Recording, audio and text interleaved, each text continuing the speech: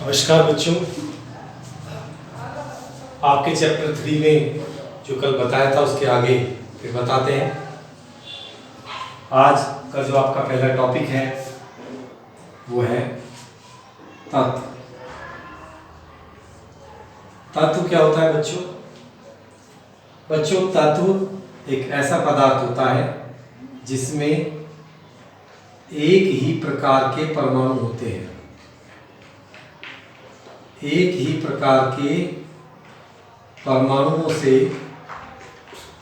मिलकर जो पदार्थ बनता है उसे हम तत्व कहते हैं। बच्चों, यही सबसे शुद्ध पदार्थ होता है। तत्व के कुछ उदाहरण मैंने यहाँ लिखे हुए हैं, जैसे hydrogen, nitrogen, oxygen, phosphorus, sulphur, ये सब तत्व हैं। सारी चीज़ें, दुनिया में जितनी भी चीज़ें हैं सब तत्व से मिलकर बनी हैं। तत्व पदार्थों की एक इकाई के रूप में माना जा सकता है। तत्व एक शुद्ध पदार्थ है। इसके बाद आता है बच्चों यौगिक। यौगिक क्या होता है? यौगिक होता है जो दो या दो से अधिक तत्वों के रासायनिक संयोग से बनता है। संयोग मतलब जुड़ना।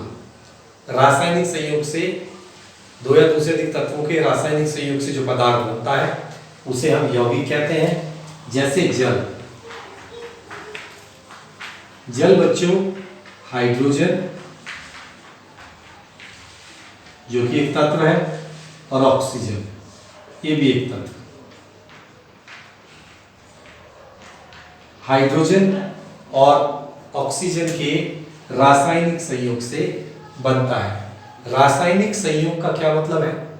रासायनिक संयोग का अर्थ यह है कि जब दो तत्व या दो से अधिक तत्व रासायनिक संयोग से जुड़ते हैं तो उन्हें आसानी से अलग नहीं किया जा सकता। रासायनिक संयोग की एक पहचान और है कि यौगिक जिन तत्वों से मिलकर बनता है, यौगिक में तत्वों के लक्षण उपस्थित नहीं होते। जल में ना तो हाइड्रोजन का लक्षण है ना ही ऑक्सीजन का लक्षण है। ये रासायनिक संयोग की एक पहचान है कि रासायनिक संयोग होने पर जो नया पदार्थ बनता है वो तत्वों के गुण प्रदर्शित नहीं करेगा। यौगिक जिन तत्वों से मिलकर बना है उनके गुण प्रदर्शित नहीं करेगा। तो बच्चों, यौगिक आपको समझ में आया होगा। यौगिक क्या है? यौगिक है दो या दो से अधिक तत्वों का रासायनिक संयोग। जैसे जल है, नमक है, और भी बहुत सारे उदाहरण हैं। नमक होता है सोडियम क्लोराइड, वो बनता है सोडियम से, Na से, और क्लोरीन, इन दोनों के संयोग से बनता है नमक, जिसे हम सोडियम क्लोराइड कहते हैं। इसके बाद हम बच्चों यौगिक को हमने जाना, अब हम थोड़ा सा आगे बढ़ते हैं।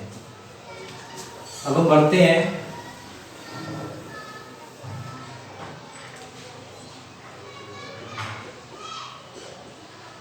रसायन की भाषा। बच्चों, हर विषय की अपनी एक भाषा होती है। जैसे गणित में हम त्रिभुज के लिए त्रिभुज न लिखकर ऐसे बना देते हैं, और क्योंकि लिखने के लिए ये 3 बिंदी लगा देते हैं। इसका अर्थ होता है क्योंकि, इसलिए, ये इसलिए का अर्थ है। बराबर न लिखकर 2 लाइनें खींच देते हैं। तो ये संकेत हम कुछ गणित में प्रयोग करते हैं ताकि समय कम खर्च हो और लिखने में हमें आसानी हो। उसी प्रकार से विज्ञान में भी हम कुछ संकेतों का प्रयोग करते हैं, और विज्ञान की जो एक शाखा है रसायन, विज्ञान की मुख्यतः 3 शाखाएं हैं। रसायन विज्ञान, भौतिक विज्ञान, जीव विज्ञान। रसायन विज्ञान से संबंधित ये पाठ हम पढ़ रहे हैं, तो इसमें हम जानना चाहते हैं क्या रसायन विज्ञान में भी कुछ विशेष प्रतीकों का प्रयोग किया जाता है?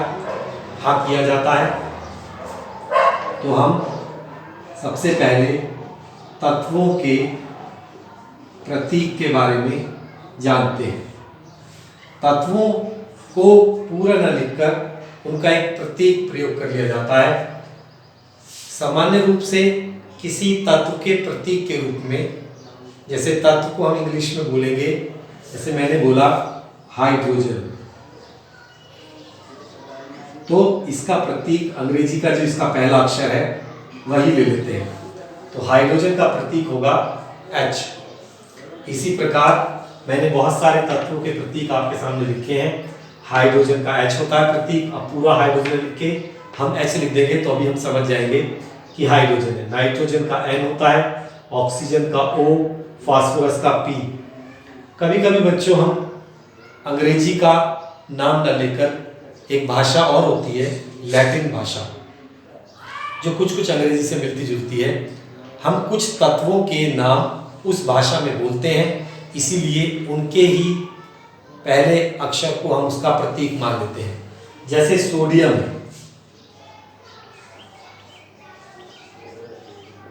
इंग्लिश में सोडियम को इस प्रकार लिखेंगे तो ऐसे लगता है जैसे इसका प्रतीक S है, लेकिन नहीं बच्चों, ये गलत है।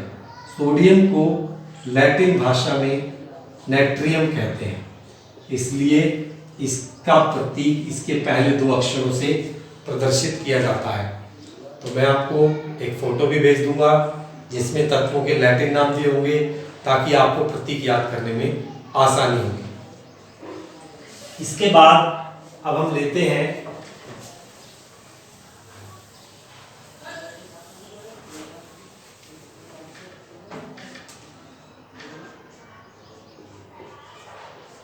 प्रतीक का महत्व क्या है।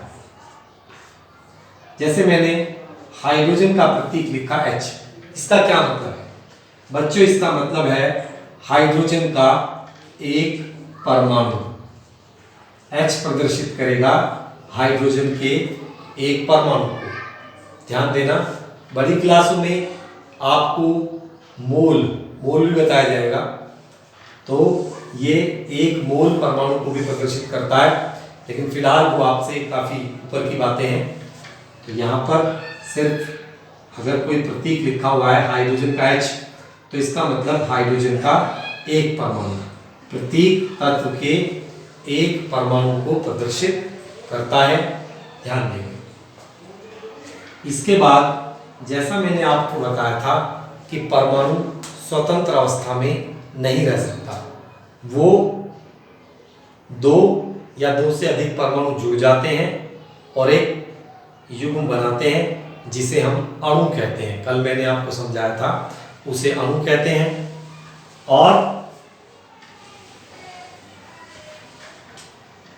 अणु स्वतंत्र रह सकता है, अणु स्वतंत्र रह सकता है, इसलिए अब हम अणु सूत्र भी जानेंगे कि अणु सूत्र क्या होता है। जैसे मैंने अभी आपको कहा H, हाइड्रोजन का एक परमाणु, ये स्वतंत्र नहीं रह सकता, ये अकेला रह नहीं सकता, ये दूसरे से जुड़ने की कोशिश करेगा। अब ये कितने परमाणु से जुड़कर संतुष्ट हो सकता है? ये अपने जैसे एक और परमाणु के साथ जुड़ जाता है। दो परमाणु एक साथ जुड़ जाते हैं और इसे कहते हैं अणु। तो ये हो गया हाइड्रोजन का एक अणु। दो भी जुड़ सकते हैं, दो से ज़्यादा भी जुड़ सकते हैं। जैसे सल्फर है, सल्फर के अणु में सल्फर के 8 परमाणु होते हैं। इस प्रकार अणु में एक से ज़्यादा परमाणु, दो से ज़्यादा परमाणु हो सकते हैं। तो ये तो किसी तत्व के, हाइड्रोजन एक तत्व है, सल्फर एक तत्व है, उसका एक अणु है। यौगिक का भी अणु होता है, जैसा कि आप जानते हैं।